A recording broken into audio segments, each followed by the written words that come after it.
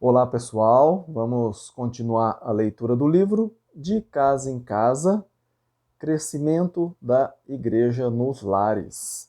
Hoje a gente vai ver o capítulo 6, que fala sobre a igreja no lar. E diz o seguinte: a igreja no lar não difere em nada da igreja no prédio. Em sua essência, é o povo de Jesus. Na prática, há várias diferenças e todas são positivas para a igreja no lar. Jesus não desenhou sua igreja para ambientes frios e impessoais. O Senhor fez sua igreja para ser a família de Deus, e família vive em casas. Discípulos se fazem por contato pessoal e a vida da igreja continua no mesmo estilo. Sempre é informal e pessoal, nunca ritualista e eclesiástica. Quando alguém diz que a igreja precisa parecer uma igreja, não está se referindo a um estilo de arquitetura, mas a um estilo de vida espiritual. Era assim no início da igreja, no Novo Testamento, e deve ser assim em tempos modernos.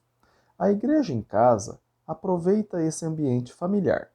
De pouco adianta reunir-se em casa com os mesmos costumes e arranjos de móveis que há em igrejas que se reúnem em salões ou prédios.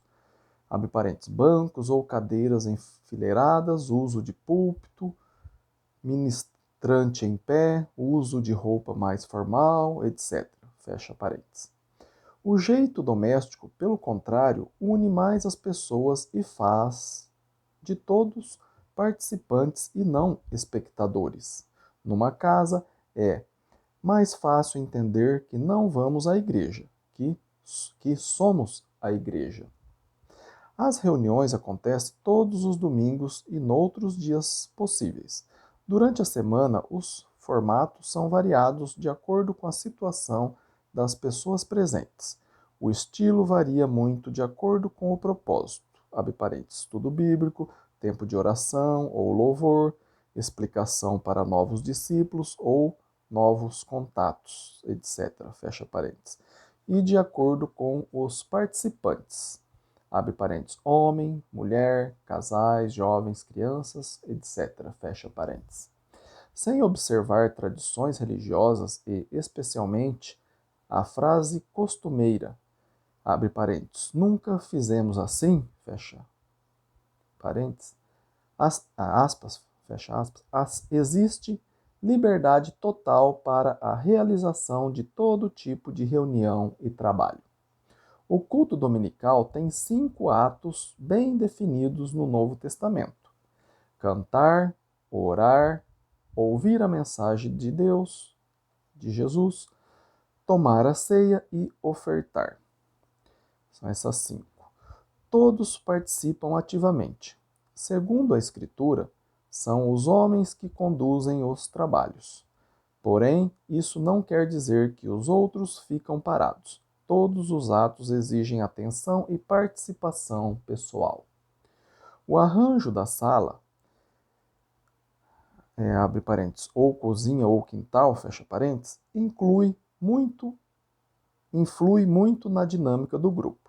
É muito proveitoso se todos podem olhar para todos, o que é possível se as cadeiras ou sofás estão em círculos ou ao redor da mesa. Tal arranjo encoraja a edificação mútua e os relacionamentos do tipo, entre aspas, uns aos outros, ensinados no Novo Testamento. Em João 4, versículo 23 e 24, Jesus mostra o que é adoração a Deus. Deus, sendo Espírito, recebe louvor de uma forma espiritual de cada um dos adoradores. Sua frase memorável, entre aspas, em espírito e em verdade, governa o louvor da sua igreja.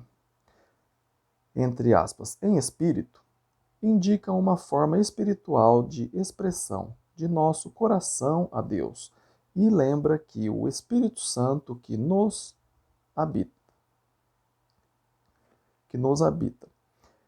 Entre aspas, em verdade, frisa a necessidade de sinceridade da nossa parte e também fidelidade aos ensinos verdadeiros da palavra de Deus. Cultos em casa Cultos em casas precisam seguir essas orientações em todos os atos. A informalidade não deve anular a espiritualidade, nem a fidelidade a Jesus. De fato, a comunicação mais direta e íntima estimula todos a uma participação efetiva. Todos os 5 atos se fazem todos os domingos. A ordem dele é indiferente. Normalmente começa-se com canções e orações, seguidas pela mensagem e depois a ceia e a oferta. Não há pressa porque com poucas pessoas a reunião não fica demorada. Vamos falar agora do cantar, que são um dos 5 itens, né, do culto, né, da reunião dominical, né, do culto de domingo. Cantar. Cantamos com alegria, louvores ao Senhor e, no processo, ficamos animados espiritualmente. O Novo Testamento menciona, abre aspas, salmos, hinos e cânticos espirituais, fecha aspas. Salmos são trechos bíblicos cantados, especialmente do livro de Salmos. Hinos são composições humanas endereçadas a Deus, enquanto cânticos espirituais são composições humanas que incentivam a vida espiritual. É bom cantar algumas músicas de cada tipo. Ritmo rápido e expressão alegre auxilia na parte musical. Mesmo assim, o alvo não é beleza musical, mas sim expressão espiritual. Todos devem ser estimulados a musicar versículos bíblicos ou compor novos hinos e cânticos. O outro item, né, do culto, orar. As orações devem ser espontâneas e breves, como Jesus ensina. Cada um pode assumir a postura que quiser. Contudo, normalmente todos continuam sentados. Abre parênteses. Inclusive quem faz a oração, fecha parênteses. A oração final pode ser precedida por pedidos especiais, cada pessoa fazendo seu próprio pedido. Um toque bonito é fazer essa oração de mãos dadas, demonstrando a união do grupo. O outro item do culto dominical, ouvir a mensagem. A pregação do Evangelho garante a direção certa do culto. Todos ouvem e acompanham ativamente a leitura e a explicação. Ficam fortalecidos na fé e louvam a Deus à medida que recebem a verdade e a beleza do plano do Senhor. A igreja em casa oferece um ambiente íntimo, possibilitando a troca de ideias e o uso de perguntas e respostas, práticas essas que aumentam a aprendizagem e o grau de compromisso de todos os presentes. De preferência, a mensagem vem dos 4 evangelhos. Assim, o povo de Jesus sempre ouve a voz de seu mestre, como explica Romanos 10:17. O alvo de produzir e de firmar fé salvadora só se consegue por pregação com base na palavra de Cristo. O pregador da mensagem se entende como um dos participantes do louvor, não como quem domina o trabalho. Sendo assim, ao invés de ficar de pé e afirmar sua autoridade por sua postura, continua sentado, compartilhando a verdade de Jesus, que é para todos, inclusive para ele. O poder da pregação se produz não pela eloquência, postura, roupa ou gesto do pregador, mas pelo Evangelho, o, entre aspas, poder de Deus para a salvação, fecha aspas. Desta forma, existe mais sentido de corpo de Cristo, com a valorização de todos os membros do corpo com os seus respectivos dons, sem destaque demasiado para o pregador. O outro ponto do culto dominical, participar da ceia. A ceia do Senhor retoma seu aspecto de uma pequena refeição nas igrejas em casa. Toma-se os dois elementos, o pão sem fermento e o vinho, entre parênteses, ou suco de uva, fecha parênteses, de uma forma simples e sem pressa. Muitas vezes, o grupo fica ao redor da mesa de jantar. A concentração total em Jesus e sua morte e ressurreição. Sendo poucas pessoas, cada um pode pegar um pedaço grande de pão e apreciar seu sabor e consistência, da mesma forma com o cálice. Pedi a Jaqueline para criar uma receita de pão sem fermento que parece pão e tem gosto de pão. Ela o fez tão bem que a receita tem se espalhado em toda a capital e interior de São Paulo. A receita se encontra no apêndice desta obra. E também no meu livro, quando eu falo da ceia, nesse meu livro aqui, que eu já li aí antes desse livro aqui, eu li o meu livro, também tem essa receita aqui da Jaqueline. Obrigado, Jaqueline. Uma receita muito gostosa desse pão sem fermento.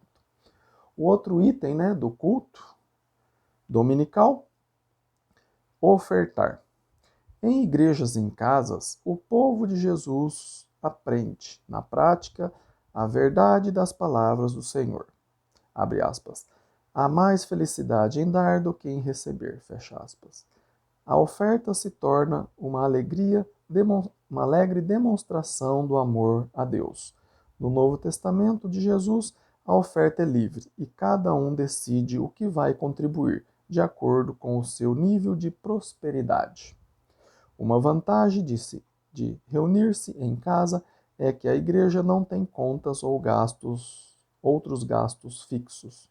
Sendo assim, a oferta pode ser aplicada totalmente no trabalho do Senhor, fazendo mais discípulos e demonstrando o amor de Deus na vida de outras pessoas. Uma boa forma de fazer isso é ter como um dos assuntos depois do culto o destino do dinheiro da oferta.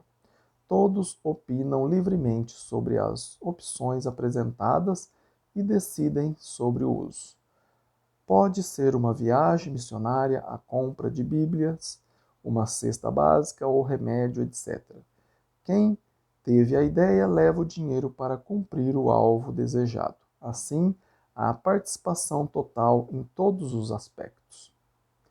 Outro ponto positivo da Igreja nos Lares é a possibilidade de alcançar todas as classes sociais. Quem frequenta uma casa são parentes, vizinhos, colegas e outros convidados, normalmente todos da mesma situação de vida. Sentem-se bem juntos, especialmente quando o propósito é espiritual. A proliferação de igrejas em casas chega a todos os níveis socioeconômicos, desde a favela até os bairros exclusivos, das vilas rurais aos conjuntos habitacionais das cidades grandes. Igrejas nos lares encarnam toda a mensagem de salvação em Jesus. O ambiente é a convivência coopera com a mensagem sobre o amor a Deus e ao próximo. Frases bíblicas como, entre aspas, família de Deus, família da fé, casa de Deus e casa espiritual não são vazias e abstratas. Retratam a realidade visível do povo de Jesus. Muito bom, esse capítulo. Depois, capítulo 7, o sonho brasileiro. Tá bem?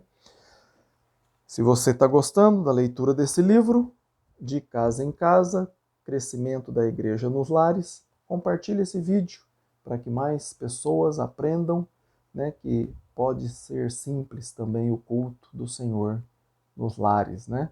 E é bíblico também, tá bom? Compartilha, peça para que seus contatos se inscrevam no canal, para o canal crescer e atingir mais pessoas. E deixa o like aí se você gostou, tá bem? Se ficou com dúvidas sobre esse capítulo, esse livro ou qualquer outro assunto da Bíblia, meu e-mail está aí na descrição do vídeo, ronaldozm@gmail.com. Terei o maior prazer de sentar, estudar a Bíblia com você, ou por videochamada, por telefone. Hoje a tecnologia nos ajuda, tá bem? Fiquem com Deus e até o próximo vídeo. Amém?